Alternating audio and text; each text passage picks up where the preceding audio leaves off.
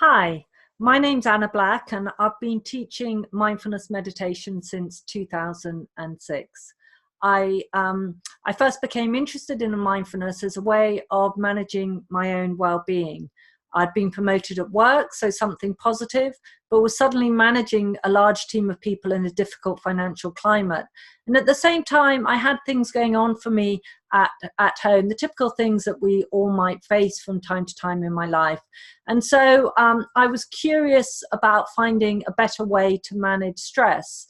And I came across this particular form of mindfulness, this secular form of mindfulness. It was developed by Dr. John Kabat-Zinn and colleagues at the University of Massachusetts Hospital.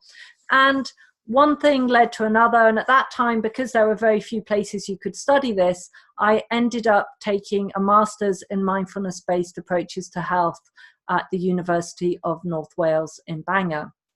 And as I said, I've been teaching in London since 2006, both to the general public and in organizations as well. I supervise other mindfulness teachers, and I've written numerous books that focus on how we can introduce mindfulness into our everyday life. And that's really the way that I see that the message that I want to get across to people is that our mindfulness practice can be much more than just meditating. Meditating definitely has a value, and it is important, but not everybody wants to meditate or has the time to meditate. And actually finding ways that we can make our life, our practice, can be incredibly valuable. And so this is what I'm exploring here, is ways that we can make mindfulness part of our everyday. And the other thing that always really interests me is supporting people who perhaps have some experience of mindfulness. Maybe they've taken a mindfulness course or had some mindfulness training in the workplace, and their practice has kept going for a little bit.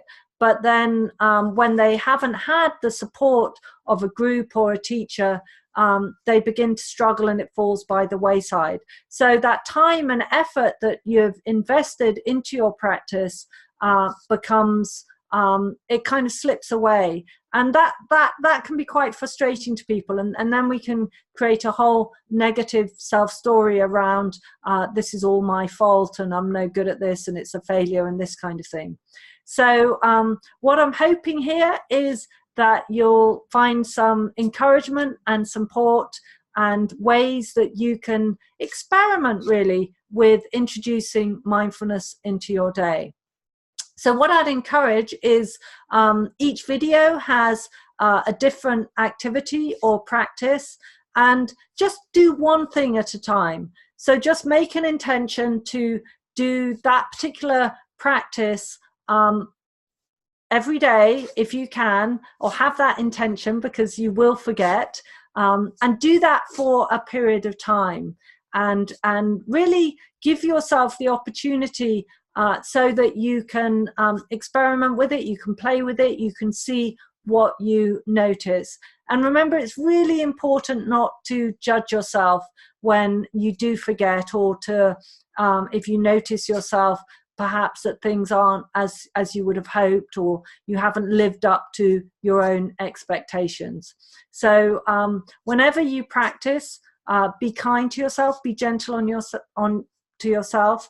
And of course, if ever you're doing something that for whatever reason doesn't feel right for you, it actually makes you feel worse, it makes you feel uncomfortable, please just stop. You know, sometimes doing practices like this does stir things up for you, and sometimes it's about timing, that it's maybe just not the right time for you.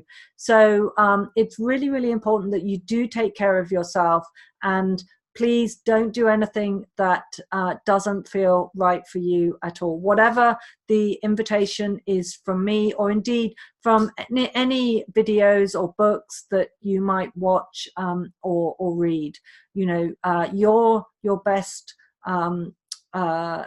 judge of your body and how your body is and how your frame of mind is and what's right for you. So play, experiment, and see how you get on.